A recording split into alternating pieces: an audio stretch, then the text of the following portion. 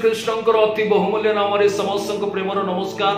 आज आम्भे माने जो प्रसंग ईश्वर वाक्य को ध्यान करवा प्रसंगर शीर्षक मिथ्यावादी, जहाँ आपण माने पाइबे प्रथम जॉन 4 अध्याय 20 पदरे देखंतु आपण मान को निमंते पाठ करूची। ईश्वर को प्रेम करूची बोली कही यदि कही अपना भाई को घृणा करे से मिथ्यावादी। ईश्वर को प्रेम करूची बोली कही यदि कही अपना भाई को घृणा करे से मिथ्यावादी। अजी आम्भे माने निजो को प्रश्न करिमा, वास्तव रे आमे माने निजर भाई मान को प्रेम करूछु कि? किंतु आमे तो कहूछु ईश्वर को प्रेम करूछु बोली कहूछु, किंतु से स्वर्गर परमेश्वर कहंती यदि तुम्हे मते प्रेम करूछु बोली कही यदि तुम्हें अपना भाई को घृणा करूछ तेबे तुम्हें मिथ्यावादी। आज ख्रीष्ट समाज मध्य ख्रीष्ट समाज को यदि आपण माने निरीक्षण करिवे, सेमानकर जीवन को यदि आपण तर्जमा करिवे मतलब माने आज सेमानकर जीवन मध्य भाई को प्रति प्रेम नाही।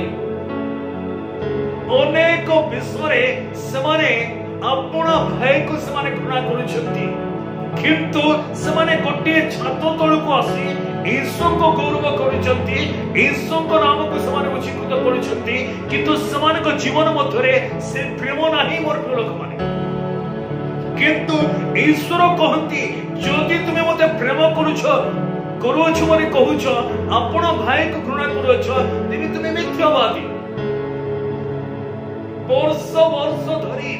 वर्ष धरी आम्भे माने कोन करूना आम्भर निजर लोक मान सहित आमे कथाबार्ता करूना। आम्भे कहू मोरी जीवी पछे ओ ताहांकर सहित कथाबार्ता करिवे नाही, मोरी जीवी पछे ओ तांको क्षमा देबे नाही। एपरी विरल चरित्र आज मानक मध्य अछंती मोर प्रिय लोक माने जो माने निजो को ख्रिस्टियन बोली कहंती, निजो को ख्रिस्टंकर लोक बोली कहंती, किंतु वास्तव रे समानकर जीवन को जदि आपण तर्जमा करिवे, समानकर जीवन को जदि आपण निरीक्षण करिवे, वास्तवता थारु समान बहुत दूर अछंती। कहीं ना ईश्वर सब बेले आंभ मानकर बाहिक विषय को देखते ना, ईश्वर सब बेले आंभ मानकर अंतर को देखती। आंभ अंतर मध्य भाई प्रति कौन भाव अच्छी से सकल विषय को स्वर्गर परमेश्वर देखुं। कहीं ना जदि ईश्वर को प्रेम करूछु बोली कही अपना भाई को जदि आमे घृणा करूछु मोर प्रिय लोक माने तेबे आमे मिथ्यावादी। कहीं ना जदि आपण माने ईश्वर वाक्य को अति सूक्ष्म भावे अनुसंधान करिवे, प्रकाशित 21 अध्याय 8 पदरे लिखा अछि मिथ्यावादी माने ईश्वर राज्य को जीवे नाही। आज जो माने कहउछंती आमे ईश्वर को प्रेम करूछु किंतु वास्तव रे समाने निजर भाई को स्नेह करूनांती, निजर भाई को घृणा करूछंती, निजर भाई को प्रेम करूनांती, सेही लोक माने जेतले प्रभु यीशु ख्रीष्ट आगमन करिवे तांकर लोक मानको नेबा पई स्वर्गर मध्य आकाश को नीत हेबे, सेही समय एई लोक माने जगत रे रहि जिवे।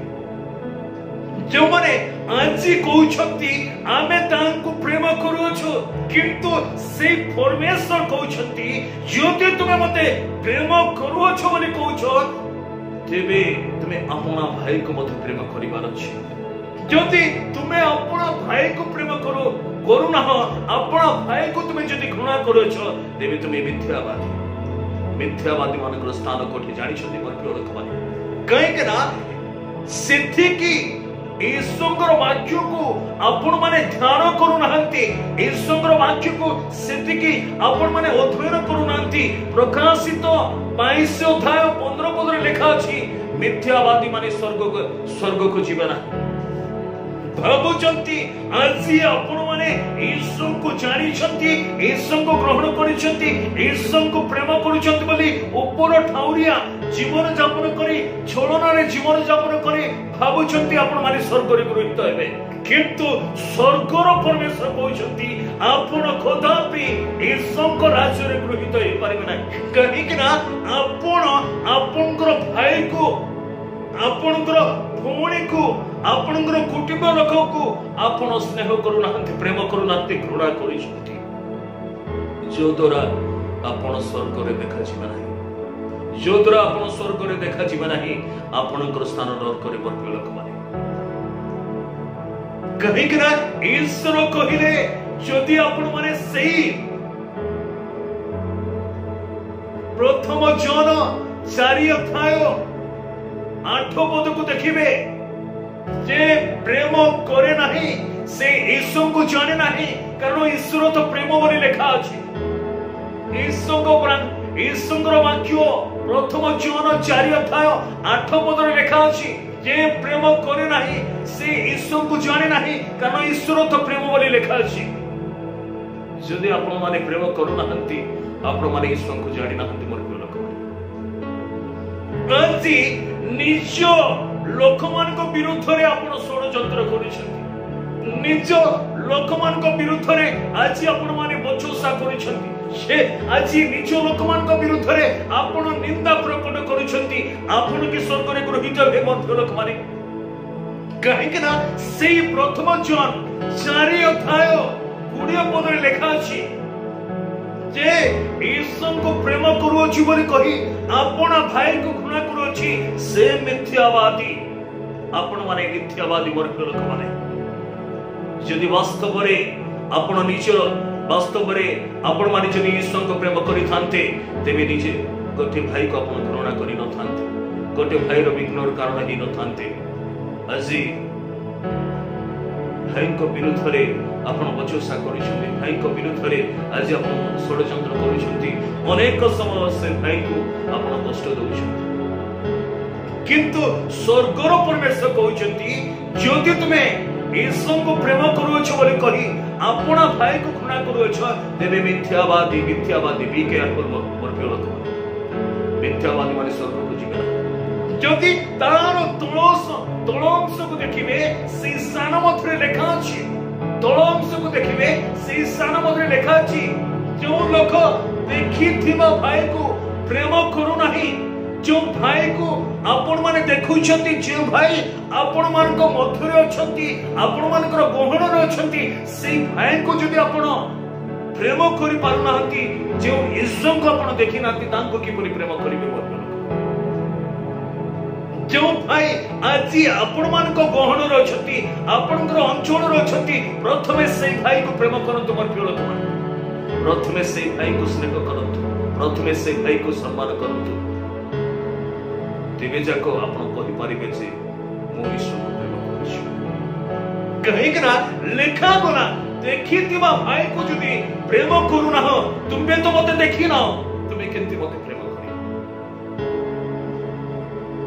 कहि कि ना लिखा अछि, जे प्रेम करे नाही से ईश्वर को जाने नाही, कारण ईश्वर तो प्रेम। मोर प्रिय लोक माने ईश्वर तो प्रेम, ईश्वर तो प्रेम। जदि हमें प्रेम करू ना, मोर प्रिय लोक माने आमे मिथ्यावादी। जदि हमें प्रेम करू ना, आमे मिथ्यावादी। आउ थरे मु कहिबी, प्रकाशित 21 अध्याय 8 पद, प्रकाशित 22 अध्याय 15 पद, प्रकाशित 21 अध्याय 27 पद अनुसार मिथ्यावादी माने ईश्वर को राज्य रे गृहीत हेबे नाही। सेदिबे मोर प्रिय लोक माने आमे निजर जीवन को सजाड़िले भल थिबो। ईश्वर को कथिरे निजको समर्पण करिले ठीक थिबो। मोर प्रिय लोक माने कहीं कि ना ईश्वर कहती, जदि तुमे निजर भाई को घृणा करुछ, तुमे मिथ्यावादी। मिथ्यावादी माने कि स्वर्ग रे गृहीत हेबे। सेदिबे आस मोर प्रिय लोक माने आमे निजर जीवन को ख्रीष्ट यीशु को पाद तले समर्पण करू। जे सकल त्रुटि आज मान जीवन मध्य रही, से सकल त्रुटि को जेपरि ताहंकर वाक्य द्वारा परिमार्जित करी तांको निमंते एक उपयोगी पात्र हे पारू सेति पई आमे ताहंको कतिरे निजको समर्पण